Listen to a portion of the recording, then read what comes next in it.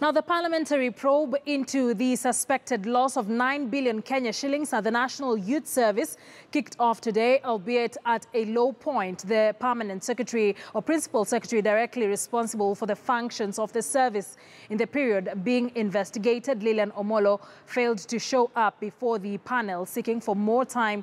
The principal secretary for planning, Julius Muya, who appeared before the committee, could, however, not reply to NYS queries, saying the concerned State Department was yet to respond to their communique.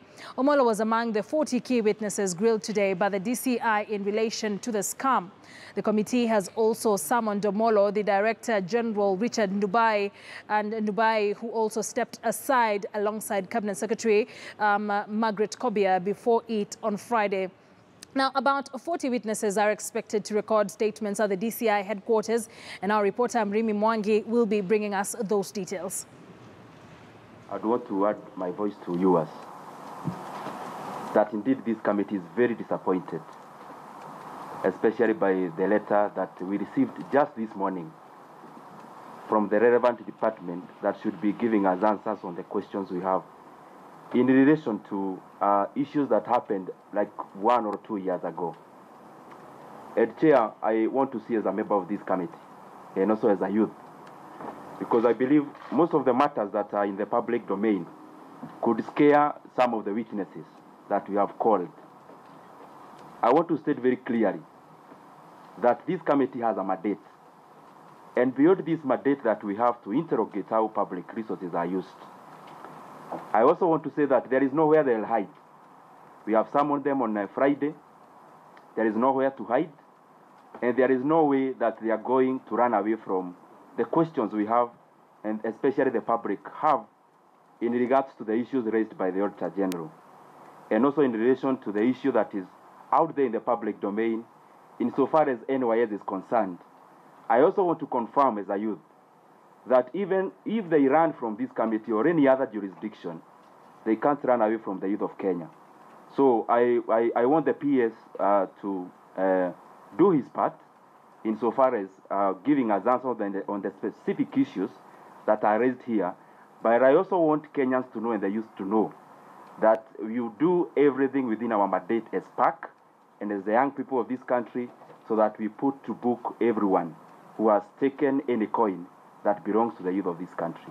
Fair enough. Honorable Nyoro. Sure. Honorable Kingi. I think, Chair, your question is very clear and direct concerning which areas the PS can go for. It says that 90% of the matter fall in another State Department. But we had expected him maybe to give response, written response on the matters, only the matters that fall within that department. For the matters that fall in another department, that for youth and public service, he can leave them out. But for today... So our political affairs reporter, Mrimi Mwangi, has been following up this particular NYS scandal for us. He now joins us live with an update. Mrimi, with the kind of things we've had Dini Nyoro, the member of PAC, talk about, I mean, how was the session in the morning with one of the PSs appearing before it?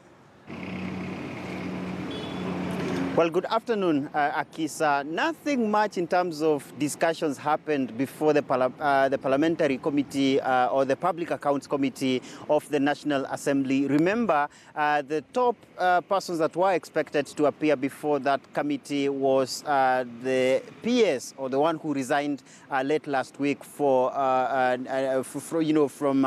the National or from the Ministry of Public Affairs. The PS that was expected was Lillian Omollo, but she did not stand up. Another person that was expected was Richard Ndubai, who was the Director General of the NYS as at the time of the financial years under review 2014-2015, 2015-2016, when the said scandal is said to have happened at the NYS. And therefore, the PS for planning who turned up there did not avail much in terms of answers, because he said he too is still waiting for responses witnesses from the specific state department that deals with the National Youth Service. Remember, besides the expected appearance before the Public Accounts Committee, Lillian Omollo and Dubai were among the 40 witnesses that were expected here at the Directorate of Criminal Investigations. This, of course, happening today, only a day after the CS in the Ministry of Public Service, Youth and Gender Affairs, Professor Margaret Kobia, sent a communique, an internal communique sending on compulsory leave all the officers within the procurement and finance departments of the NYS to pave way for that investigations. Remember, the resignations late last week was for 3 months. Of course, that being to pave way for the investigations, and therefore it is one that will be keenly following. Remember, on Friday, the same committee has summoned Professor Kobia as well as former CS in that particular ministry, Kariuki, to, of course, give more information in regard to the scandal under investigations now. Remember, besides that, there has been discussions within the committee on what could happen in event that the DCI is done with the investigations before Friday, with the possibility of him forwarding the file to the Director of Public Prosecution for likely presentation of some cases before court. Remember, what is happening now is that he only has all these witnesses, but has not zeroed down on who the suspects would be, who would be taken to court to, of course, answer to charges in relation to that scandal. And in the event that happens, then the committee would again be in a dilemma, as the matter would be before court, even as they expect these witnesses to appear before them on Friday this week. Akisa.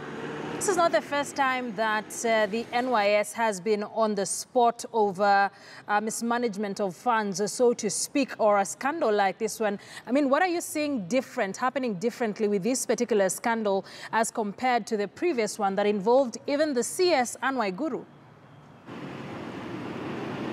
Well, it's a process that we have experienced in the past. You remember in 2016, current Kirinyaga Governor Anne Waiguru, who was the former CS for Devolution at the time, remember NYS at the time used to be under the Ministry of Devolution, did appear before PAC, and there were even cases before court, but all the 23 prime suspects to the 791 million shillings scandal happened to have been acquitted like 2 months ago. But this time, of course, there appears to be a concerted effort with close supervision of this exercise by State House and pressure again from State House for the key persons within the criminal justice system to ensure that this matter is brought to a conclusive finding, possibly with a conviction before court. And that could explain why State House was not reluctant to receive the resignation letters from PS Omollo as well as Director General Ndubai.